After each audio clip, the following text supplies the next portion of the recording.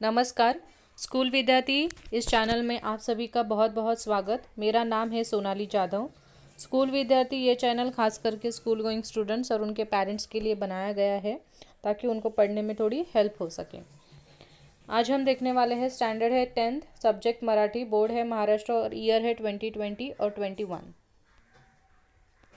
व्युत्पत्ति कोश ये हमारा चैप्टर है जो स्थूल वाचन है यानी कि रैपिड रीडिंग। तो इसका आज हम क्वेश्चन आंसर देखने वाले हैं। सबसे पहला क्वेश्चन है, व्युत्पत्ति कोशाचे कार्य। मतलब व्युत्पत्ति कोश ये जो किताब है तो उसका कार्य क्या है, उसका काम क्या है। एखाद्या शब्दाची मुळापासून माहिती देणे हे मुख्य कार्य व्युत्पत्ति कोशाचे आहे। कुठलाही शब्द त्याचा ओरिजिनल जो फॉर्म असतो, त्याचं ओरिजिनल जे मूळ असतं त्याची माहिती देणं हे महत्त्वाचं काम असतं व्युत्पत्ति कोशाच्या पुस्तकाचं। एक कोश आहे म्हणजे एक पुस्तक आहे, तर त्याचं महत्त्वाचं काम हेच आहे की एखाद्या शब्दाच्या मुळाबद्दल म्हणजे ओरिजिनल तो कसा होता, कुठून आला त्याबद्दल माहिती देणे। व्युत्पत्ति कोश का मुख्य कार्य है किसी भी शब्द के बारे में ओरिजिनल, उसका जो भी फॉर्म होता है, कहाँ से वो शब्द बना है, उसके बारे में सब इन्फॉर्मेशन देता है। अभी डिटेल में उस आंसर को देखेंगे। व्युत्पत्ति कोशाचे कार्य 4 प्रकार से असते। व्युत्पत्ति कोश का कार्य 4 प्रकार का होता है, 4 टाइप्स का होता है। सबसे पहले शब्दाचे मूळ स्वरूप दाखवणे, म्हणजे शब्द मुळात कसा होता ते दाखवतो। सेकंड, शब्दातील अर्थात होणारे बदल स्पष्ट करणे, म्हणजे शब्द हळूहळू कसा बदलत गेला, मूळ शब्दापासून नवीन शब्दापर्यंतचे जे बदल झाले ते कसे झाले। उच्चारातील बदल आणि फरक दाखवणे, पहिला तो शब्द कसा उच्चारला जात होता आणि नंतर त्याच्या उच्चारामध्ये कसे बदल होत गेले। त्याच्यानंतर चौथा आहे त्या बदलांचे कारण, म्हणजे बदल झाले तर ते का झाले। तर हे 4 गोष्टी, हे जे 4 आहेत ते काम कोणाचं आहे, व्युत्पत्ति कोशाचं काम आहे। हे सविस्तर आपण पाहणार आहोत पुढे। देखिए, व्युत्पत्ति कोश के 4 प्रकार होते हैं कार्य के। व्युत्पत्ति कोश के कार्य के 4 प्रकार होते हैं। एक तो वो आपको मूल शब्द, मतलब जो भी शब्द हम लोग बोलते हैं उसका ओरिजिनल फॉर्म बताता है। उसके अर्थ में जो धीरे धीरे बदलाव होते हैं उन बदलावों को वो स्पष्ट करता है। उनके उच्चार में, प्रोनाउंसिएशन में भी जो बदलाव आते हैं कि एक शब्द अलग अलग व्यक्ति कैसे प्रोनाउंस करता है तो वो भी वो बताता है। और जो चेंजेस आते हैं वो चेंजेस क्यों आते हैं उनके कारण को भी वो बताता है। अभी एक एक पॉइंट को हम देखेंगे यहाँ पे।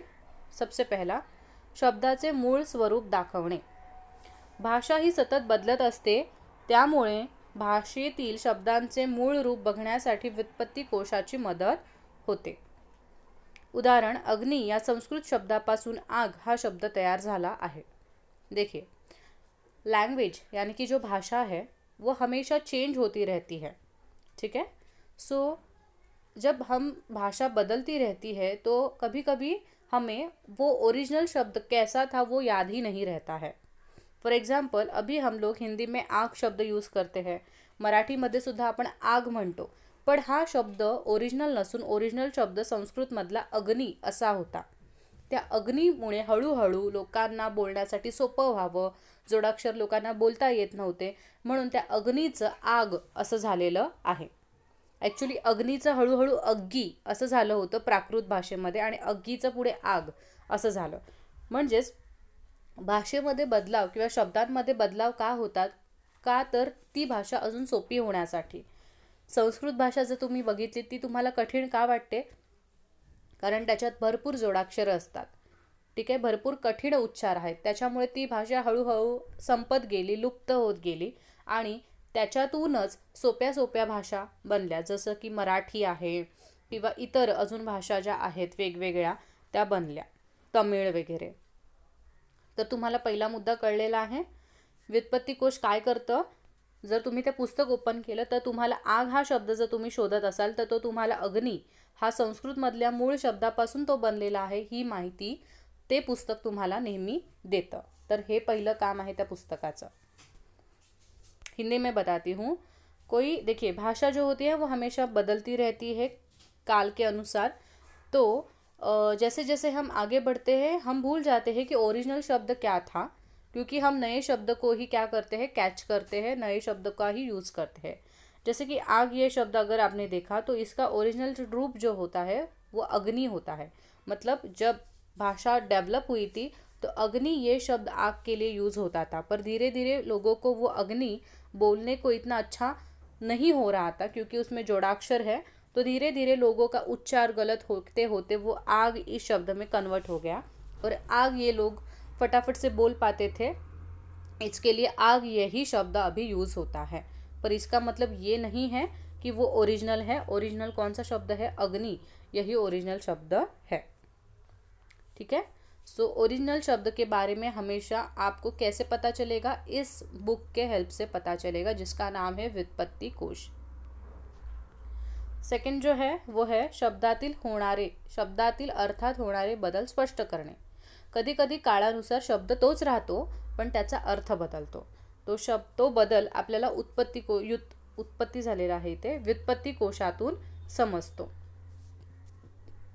उदाहरण बघूया। शहाणा या शब्दाचा अर्थ काळानुसार बदलला आणि अतिशहाणा अशा नव्या अर्थामध्ये तो रूढ झाला। आता कधी कधी कसं होतं की काळानुसार शब्द तसेच राहतात पण त्यांचा अर्थ ना आपण वेगळा घ्यायला लागतो। म्हणजे नक्की काय, तर शहाणा हा शब्द जेव्हा नव्याने बनला होता आधीच्या काळात, तर शहाणा याचा अर्थ शहाणा म्हणजे खूप हुशार, चांगला असा मुलगा किंवा मुलगी असं या अर्थाने आपण वापरायचो। पण आत्ताच्या काळात जर आपण शहाणाला आपण बोलतो ना तो तर खूप मोठा शहाणाच आहे, तर आता इथे शहाणा या शब्द जरी तोच असला तरी आता अर्थ आपण निगेटिव्हली घेतो, अर्थ आपण अतिशहाणा असा आपण घेतो। ठीक आहे, तर ही गोष्ट सुद्धा होते। तर व्युत्पत्ती कोश हे पुस्तक इथे कसं आपल्याला मदत करतं, तर अतिशहाणा म्हणजे शहाणा या शब्दाचे आधीचा अर्थ आणि आत्ता नव्याने झालेला अर्थ असे दोन्ही अर्थ त्या पुस्तकात आपल्याला मिळतात। त्याच्यामुळे व्युत्पत्ती कोश अशा गोष्टींसाठी सुद्धा आपल्याला मदत करतं की शब्द जरी सारखा असला तरी आधीच्या काळात लोक त्या शब्दाचा कोणता अर्थ घेत होते आणि आत्ताच्या काळात लोक त्याचा कोणत्या अर्थाने वापर करतात। कळले? हिंदी में बताती हूँ। कभी कभी शब्द वही रहता है और अर्थ में बदलाव आते हैं, उसका मीनिंग चेंज होता जाता है। तो फॉर एग्जांपल मराठी में एक वर्ड है शहाणा, ओके। तो जैसे कि हम लोग इंग्लिश में बोलते हैं ना स्मार्ट को हम लोग क्या कंसिडर करते हैं धीरे धीरे ओवर स्मार्ट, तो वैसे ही है मराठी में एक वर्ड है शहाणा, तो इसका मतलब एक्चुअल में होता है बहुत ही अच्छा व्यक्ति या फिर गुड मैन ऐसे होता था। पर जैसे उसको अति ये उपसर्ग लगता है अतिशहाणा, तो उसका मतलब ही चेंज हो जाता है, उसका मतलब होता है ओवर स्मार्ट। तो शब्द वही रहने के बावजूद भी उसमें हम लोग अर्थ में बदलाव लाते हैं। पहले के लोग शहाणा ये एक अच्छे व्यक्ति के लिए बोलते थे, पर अभी का जो टाइम पीरियड है तो उसमें हम शहाणा का यूज़ निगेटिव वे में किसी को क्रिटिसाइज करने में करते हैं। तो इस तरह से शब्द वही रहता है पर उसका अर्थ बदल जाता है अकॉर्डिंग टू टाइम, धीरे धीरे विद द टाइम चेंजेस। और यही बात जो है वो आपको कैसे पता चलती है, तो इस बुक के थ्रू व्युत्पत्ति कोश आपको ये बताता है कि पहले ये शब्द किस अर्थ में, किस रिलेवेंस में ये बोला करते थे लोग और अब किस तरह से बोलते हैं। ठीक है, नेक्स्ट होता है उसी में कंटिन्यू है। कधी कधी शब्द दिसायला सारखे असतात पण अर्थ वेगळा असतो।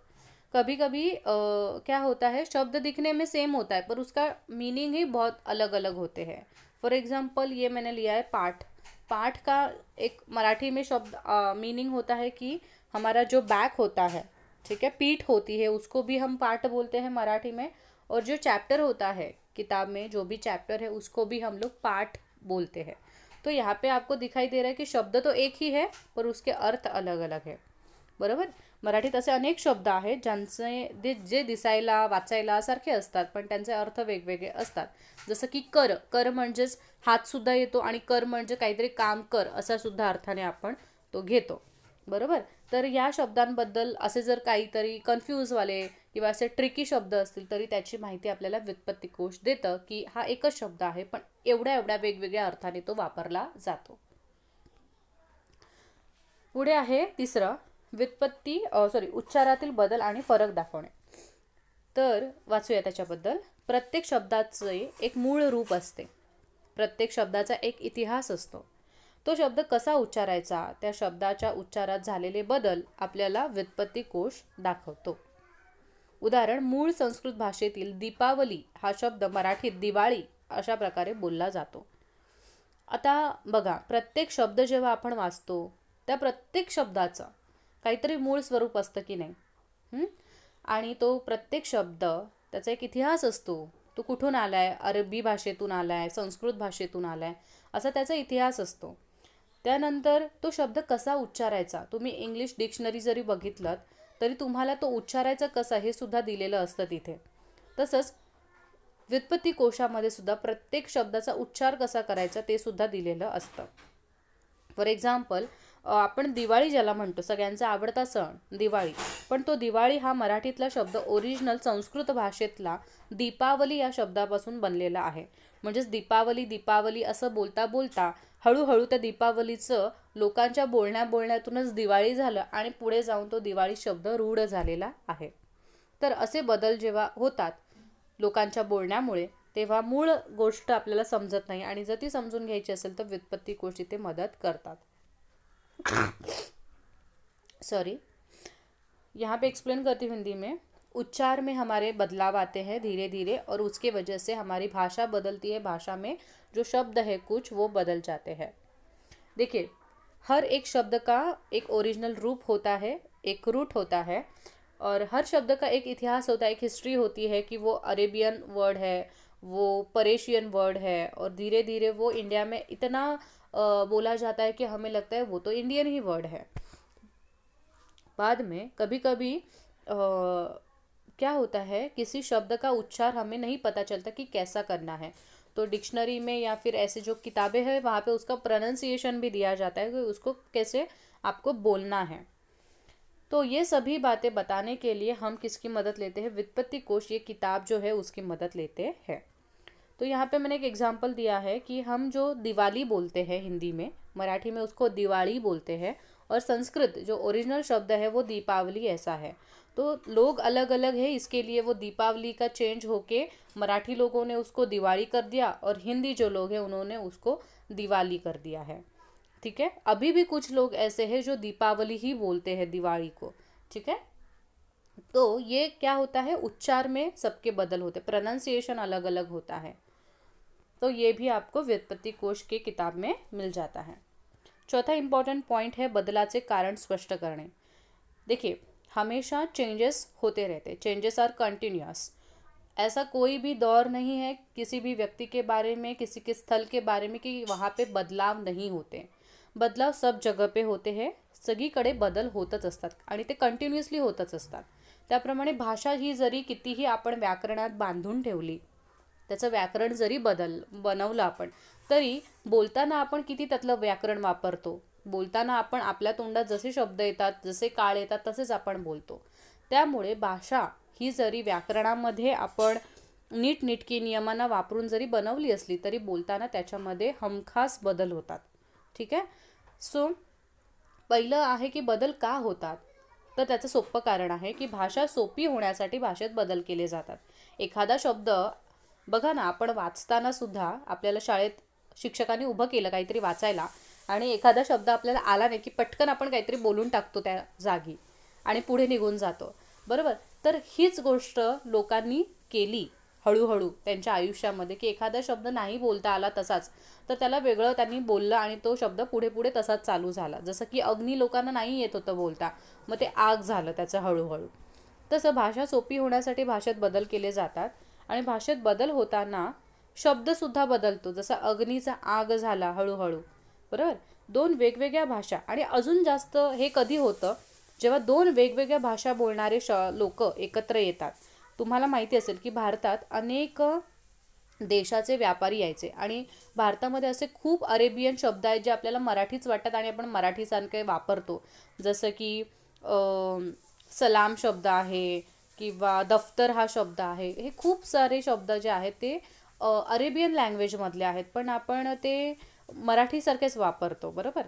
तर दोन वेगवेगळ्या भाषा बोलणारे लोक जेव्हा एकमेकांच्या संपर्कात येतात व्यापार करण्यासाठी, बिझनेस करण्यासाठी, तेव्हा त्यांच्यामध्ये त्यांच्या एकमेकांच्या भाषा एकमेकांबरोबर शेअर केल्या जातात. कारण आपल्याला बिझनेस करायचं आहे तर आपल्याला समोरच्या माणसाची थोडी तरी भाषा यायला हवी.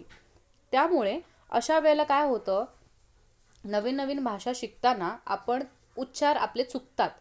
कारण त्यांचं जे काय बोलतात आपण, त्यांचे जे बोलण्याची पद्धत असते आणि आपली जी बोलण्याची, आता नॉन महाराष्ट्रीयन माणसाने जर मराठी भाषा बोलली तर त्याचे साहजिकच उच्चार तिथे चुकणार आहेत.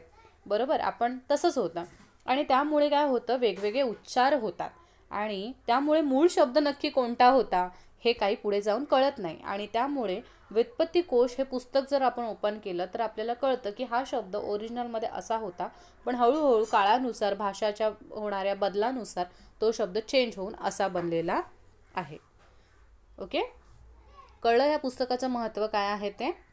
एक बार हिंदी में एक्सप्लेन करती हूँ कि जो देखिए भाषा जो होती है वो चेंज होती है. क्यों चेंज होती है? क्योंकि हमें पर्टिकुलर शब्द बोलना नहीं आता, तो धीरे धीरे और उसको इजी करने के लिए हम वो शब्द को थोड़ा चेंज करते हैं, तो उसके वजह से लैंग्वेज भी थोड़ी इजी हो जाती है. या फिर कभी कभी दो लैंग्वेज में बोलने वाले लोग अगर साथ में काम कर रहे, बिजनेस कर रहे, तो एक दूसरे के साथ वो एक दूसरे के लैंग्वेजेस को शेयर करते हैं, तो भी क्या होता है कि उनका जो मेन प्रोनाउंसिएशन है वो सामने वाला जो व्यक्ति है वो उसी तरह से नहीं बोल पाता. जैसे कि हम लोग अगर साउथ इंडियन लैंग्वेज ट्राई करेंगे तो हमें उनके जो साउंड्स है, उनका जो उच्चारण है वो एज इट इज़ कॉपी नहीं होगा. ठीक है, तो ये जो थोड़ा बहुत चेंजेस होता है, तो इसकी वजह से क्या होता है, जो मेन रूट वर्ड है वो हम लोग नहीं बोल पाते हैं या फिर उसके बारे में हमें नॉलेज नहीं रहता. तो ये जो मूल जो रूप होता है उसके बारे में जो भी नॉलेज है वो हमें व्युत्पत्ति कोश इस किताब में मिल जाता है. तो ये 4 इम्पॉर्टेंट कारण हैं और ये 4 इम्पॉर्टेंट कार्य है व्युत्पत्ति कोश के. यहाँ पे आपका पहला क्वेश्चन खत्म. सेकंड क्वेश्चन है, खालील मुद्द्यांच्या आधारावर एक परिच्छेद तयार करायचा आहे. म्हणजे तुम्हाला एक पॅरेग्राफ लिहायचं आहे. हे खालील पॉईंट्स कव्हर झाले पाहिजेत त्या उत्तरात. व्युत्पत्ती कोशाबद्दल आहे. सो पहिला आहे प्रश्न, निर्मितीचा ठराव, म्हणजेच व्युत्पत्ती कोश कधी बनला, त्या कामाची जबाबदारी म्हणजे कोणी बनवला, अर्थसहाय्य म्हणजेच किती पैसे लागले ते बनवण्यासाठी, आणि त्याचं प्रकाशन कधी झालं, पब्लिश कधी झालं ते व्युत्पत्ती कोश पुस्तक. तर आपण लिहूया. सगळ्यात महत्त्वाच्या गोष्टी आहेत त्या मी हायलाइट केल्यात ऑरेंज कलर आणि ब्लू कलरमध्ये. मुंबई येथे, ओके, मैंने आपको हिंदी में नहीं बताया, यहाँ पे आपको एक ऐसा पैराग्राफ बनाना है जिसमें व्युत्पत्ति कोश के बारे में ये 4 चीज़ें आपको लिखनी है. एक तो व्युत्पत्ति कोश की निर्मिति कब हुई, मतलब उसका वो कब बना, और बाद में उसको बनाने की रिस्पॉन्सिबिलिटी किन लोगों ने ली, और उनको बनाने में पैसे कितने लोगों ने दिए.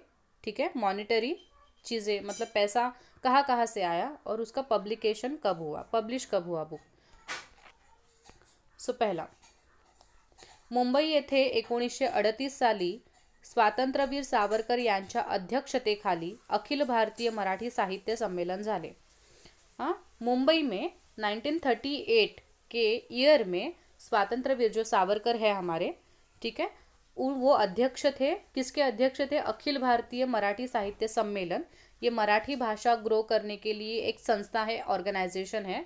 तो उनका एक सम्मेलन हुआ था, प्रोग्राम हुआ था, जिसके अध्यक्ष थे स्वातंत्र्यवीर सावरकर. ठीक है, तो उस संमेलन में व्युत्पत्ती कोशच्या रचनेचा ठराव मंजूर झाला.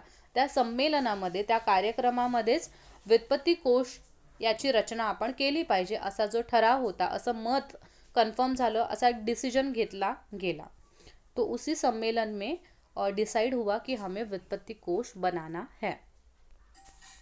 तो इसका रिस्पॉन्सिबिलिटी किसने लिया? कृपा कुलकर्णी, ये जो नाम है, उन्होंने इस कार्य की रिस्पॉन्सिबिलिटी ली. म्हणजे व्युत्पत्ती कोश बनवण्याचं जे कार्य होतं ते कोणी केलं, कोणी त्याची जबाबदारी घेतली, तर कुलकर्णी जे आहेत यांनी जबाबदारी घेतली की मी सगळा त्याचं डेटा, मटेरियल वगैरे सगळं त्या पुस्तकाचं मी बनवतो. त्याच्यानंतर बनवायचं तर झालं, पैसे लागणार आहेत कारण आपल्याला प्रिंटिंग वगैरे करायचं आहे. तर बॅनर्जी मुकुंदराव जयकर यांनी व्युत्पत्ती कोशाला अर्थसहाय्य केले. अर्थ म्हणजेच पैसा.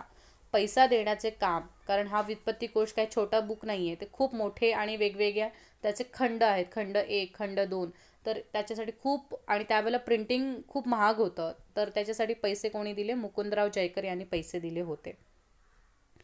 व्युत्पत्ति कोश बनाने के लिए पैसा किसने दिया, तो मुकुंदराव जयकर जी ने दिया. श्री दाजी साहेब तुळजापूरकर यांनी व्युत्पत्ति कोशाला पुरस्कृत केले. म्हणजे उरलेलं काही जे काही काम असेल त्याचं, ठीक आहे, पैशांच्या व्यतिरिक्त अजून भरपूर कामं असतात, तर ती कामं दाजीसाहेब तुळजापूरकर यांनी केली होती. पुरस्कृत केलं म्हणजे ऑल ओव्हर जे काय काम होतं ते त्यांनी केलं. सो दाजी साहब तुळजापुरकर जी जो है, उन्होंने क्या किया, व्युत्पत्ति कोश का जो भी इम्पोर्टेंट काम था, ठीक है, उसको जो सपोर्ट था वो सब उन्होंने किया.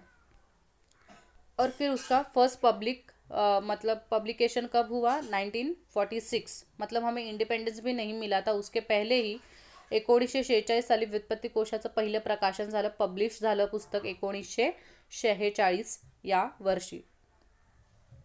नंतर व्युत्पत्ति कोशाच्या अनेक आवृत्त्या निघाल्या आणि त्याच्यानंतर खूप आवृत्त्या निघाल्या, खूप त्याचं हे झालं, आवृत्त्या म्हणजेच सेम कॉपीज त्याच्या निघाल्या, ठीक है. आणि अशा प्रकारे आपला हा क्वेश्चन इथे संपतो. 1946 में फर्स्ट पब्लिकेशन हुआ उस बुक का, और उसके बाद में बहुत सारे कॉपीज उस बुक के निकले, व्युत्पत्ति कोश के. इतना ही सिंपल सॉर्टेड आंसर आपको लिखना है. मैंने यहाँ पे 1 लाइन लीव किया है ताकि आपको वो दिखने में अच्छा दिखे और समझे, पर आपको ये पैराग्राफ वाइज ही लिखना है. नेक्स्ट आपका क्वेश्चन है, पाठावरची उदाहरणे शोधून खालील कृती करा. जैसे कि आपके चैप्टर में दिया है वैसे ही आपको उन्होंने बोला है कि कुछ एक्टिविटी करने के लिए. शब्द अनेक अर्थ है, मतलब क्या होता है उसका, समानार्थी शब्द. शब्द एक ही होता है पर उसके अलग अलग अर्थ होते, मतलब शब्द अनेक होते हैं पर अर्थ उसका एक ही रहता है. तो ये मैंने आपको ढूंढ के रखा है. देखिए, शब्द अनेक असतात पण त्या सगळ्यांचा अर्थ एकच असतो, त्यांना आपण समानार्थी शब्द म्हणतो. जसं की विघ्न, अडचण, आपत्ती, संकट, या सगळ्यांचा अर्थ काय होतो, प्रॉब्लेम हाच होतो की नाही. पण त्यांना काही काही जण विघ्न म्हणतात, काही काही जण अडचण म्हणतात, काही आपत्ती म्हणतात, काही संकट म्हणतात, पण सगळ्या शब्दांचा अर्थ काय असतो, एकच असतो. त्याच्यानंतर अजून एक शब्द आहे बंधन, सॉरी ते बंधन नाही, वंदन आहे. वंदन, वंदन, प्रणाम, नमस्कार, अभिवादन, या सगळ्याचा अर्थ नमस्कार करणे असाच होतो. तिसरा आहे मुनी, ऋषी, तपस्वी, योगी, महर्षी, या सगळ्यांचा अर्थ काय होतो, एखादा ऋषीच, पण काही काही जण मुनी म्हणतात, काही काही जण तपस्वी म्हणतात, असं आहे. पुढे आहे माणूस, मनुष्य, मानव, मानुष, माणूस हा रिपीट झालाय, नर, या सगळ्यांचा अर्थ पण ह्युमनच होतो, माणूसच होतो, पण वेगवेगळे लोक वेगवेगळे बोलतात, पण अर्थ एक असतो, शब्द जरी अनेक असले तरी. युद्ध, रण, संग्राम, लढाई, जंग, झुंज, या सगळ्यांचा अर्थ फाईट असाच होतो, पण शब्द जरी तुम्हाला डिफरंट वाटले तरी त्यात सगळ्यांचा अर्थ हा एकच आहे. तर हे 5 एक्झाम्पल दिलेले आहेत, फक्त इथे वंदन करा, ते मी तुम्हाला पीपीटी मध्ये पण करेक्शन करून देईन. आपको समझ में आया हिंदी वाले बच्चों को कि देखिए शब्द अलग अलग है पर उस सभी का अर्थ एक ही होता है. नेक्स्ट है, दूसरा टाइप करना है कि शब्द एक होता है पर मीनिंग्स उसके अलग होते हैं, ठीक है. शब्द एक असेल पण आता इथे अर्थ 2-2 असतात. जसं की अंत, तर एखाद्याचा अंत झाला म्हणजेच त्याचा मृत्यू झाला असं सुद्धा आपण घेतो, किंवा या रस्त्याचा अंत तिथे आहे म्हणजे शेवट तिथे आहे, तर शेवट म्हणून सुद्धा, एंड म्हणून सुद्धा आपण त्याचा अर्थ घेतो, आणि मृत्यू म्हणजे मरणे असा सुद्धा आपण घेतो. म्हणजे शब्द जरी एकच असला तरी त्याचे अर्थ हे डिफरेंट आहेत. अंत का मतलब लास्ट भी होता है और मृत्यु भी होता है, दोनों तरीके से उसको यूज कर सकते हैं. नेक्स्ट है उत्तर, उत्तर एक दिशा भी होती है, उत्तर दिशा नॉर्थ, या फिर हम जब क्वेश्चन पूछते हैं तो उसका जवाब जो देते हैं उसको भी हम उत्तर ही बोलते हैं. तो शब्द एक होता है पर उसके मीनिंग अलग अलग होते हैं. नेक्स्ट है घट, घट का मतलब पाण्याचा मटका, हां, डोक्यावर माझ्या घट आहे, मटका आहे असं सुद्धा आपण बोलतो, किंवा महागाईत किंवा पैशांमध्ये घट झाली, व्याजामध्ये घट झाली म्हणजेच घसरण झालं, डिक्रीज, या अर्थाने सुद्धा आपण घट हा शब्द वापरतो. घन, घन म्हणजेच गणितामध्ये आपण ज्याला क्यूब म्हणतो, हाँ 2 ऐसे हम जब बोलते हैं तो इसको हम लोग जो क्यूब बोलते हैं उसको ही मराठी में घन बोलते हैं, और जो बादल होते हैं हमारे उसको भी हम घन ही बोलते हैं. तो शब्द एक होता है पर उसके अलग अलग 2 अर्थ होते हैं. नेक्स्ट है गुण. गुण मतलब परीक्षेतील गुण, मतलब जो मार्क्स आपको मिलते हैं एग्जाम में उसका भी हम गुण बोलते हैं मराठी में. और कभी कभी बोलते हैं की आपने ये मेडिसिन यूज किया, आपको कुछ याचा काही तुम्हाला गुण आला का, म्हणजेच फायदा झाला का, या अर्थाने सुद्धा आपण गुण हा शब्द वापरतो. ठीक है. तो सो गुण का मतलब इफेक्ट, एक पॉजिटिव इफेक्ट, इस तरह से भी मराठी में बोला जाता है. आपको उसका कुछ फायदा हुआ क्या, तुम्हाला याचा काही गुण आला का, असं. नेक्स्ट है शिक्षकांच्या मदतीने व्युत्पत्ती कोशातून खालील शब्दांची व्युत्पत्ती शोधून काढा. तो ये यहाँ पे मैंने आपको क्या बोला है कि आप आपके टीचर्स की मदद लीजिए और व्युत्पत्ति कोश ये किताब ले लीजिए लाइब्रेरी से, और उसमें ये जो 4 शब्द दिए हैं उसके ओरिजिनल जो वर्ड्स है, रूट वर्ड है, उनको ढूंढिए. सो पहला शब्द है प्रावीण्य. प्रावीण्य मतलब किसी चीज़ में मास्टरी करना. ओके. एखाद्या गोष्टीमध्ये कौशल्यवान असणं याला प्रावीण्य म्हणतात. सो ओरिजिनल हा शब्द प्रवीण असा आहे संस्कृत भाषेमधला. ठीक आहे. प्रवीण म्हणजे एखाद्या गोष्टीमध्ये मास्टर असणं. त्याच्यानंतर दुसरा शब्द आहे चिल्लर. आपण बोलतो ना माझ्या खिशात खूप चिल्लर आहेत. चिल्लर म्हणजे आपण कॉइन्स बोलतो, पण हा ओरिजिनल शब्द हा कानडी भाषेतून आलेला आहे. आणि चिल्लर याचा अर्थ होतो लहानपणा किंवा स्वस्त, लहान या अर्थाने घेतला जातो. म्हणून आपण चिल्लर कॉइन्सना का म्हणतो, कारण ते पैशांपेक्षा नेहमी कमी असतात. हां, रुपीजपेक्षा कॉइन्स आर लेस. तिसरा शब्द आहे वीज. वीज हा ओरिजिनल संस्कृत भाषामध्ये विद्युलता असा शब्द आहे. संस्कृतमध्ये विद्युलता याचा अर्थ होतो वीज. आणि त्या विद्युलता पटकन लोकांना बोलायला येत नव्हतं, तर विद्युलताचं त्यांनी काय केलं, डायरेक्टली वीज करून टाकलेलं आहे. नेक्स्ट आहे गुपचूप. गुपचूप हा शब्दसुद्धा तुम्हाला माहीत नसेल, पण तो संस्कृतमध्ये गुंफचूफ या शब्दापासूनच आलेला आहे. लोकांना ते गुंफ अनुस्वार जास्त देता येत नव्हता, म्हणून त्या लोकांनी डायरेक्टली तो बोललाच नाही आणि गुपचूप असा शब्द बनलेला आहे. सो हे तुम्हाला कसं सापडलं, तर सध्या तुम्ही बोलाल की तुमच्या व्हिडिओमधून, पण ॲक्च्युलीमध्ये हे आपल्याला कुठे मिळतं, तर व्युत्पत्ती कोश या पुस्तकातून मिळतं. ठीक आहे. सो आई होप तुम्हाला ही वीडियो आवडली असेल, समझली असेल. ठीक है. आपको अच्छा लगा होगा ये वीडियो. सभी क्वेश्चन आंसर का आंसर आपको मिल गया होगा. ये बहुत टाइम से बाकी था वीडियो. सो आई होप आपको सबको अभी ये मिल गया होगा. तो अभी आपके सभी क्वेश्चन आंसर यहाँ पे ख़त्म हो जाते हैं सभी चैप्टर्स के. तो क्या बाकी रहता है हमारा, निबंध बाकी रहता है, ऐसे राइटिंग, लेटर राइटिंग, बातमी लेखन, जाहिरात लेखन, कथा लेखन. तो धीरे धीरे हम इस पे ही वीडियो अभी बनाने वाले हैं. सो अगर आपको ये वीडियो अच्छा लगा है तो लाइक कीजिए. चैनल को जिन्होंने अभी तक सब्सक्राइब नहीं किया है, चैनल को प्लीज़ सब्सक्राइब कीजिए. ओके, वो फ्री ऑफ कॉस्ट है. और ज़्यादा से ज़्यादा शेयर कीजिए वीडियो को. Sharing is caring. Bell icon को याद से क्लिक कीजिए ताकि नए वीडियो का नोटिफिकेशन आपको आ जाए. और thank you so much for loving me, supporting me. Is video का ये जो PDF है, मतलब PPT है, उसका PDF बना के मैं डिस्क्रिप्शन बॉक्स में डालती हूँ. धन्यवाद.